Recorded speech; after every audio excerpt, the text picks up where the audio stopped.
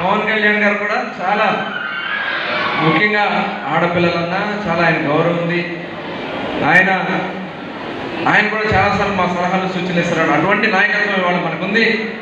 డెఫినెట్గా మనమందరూ కూడా మన ఎంపీ గారు తెలుసా మీకు, బాలశౌరి గారు.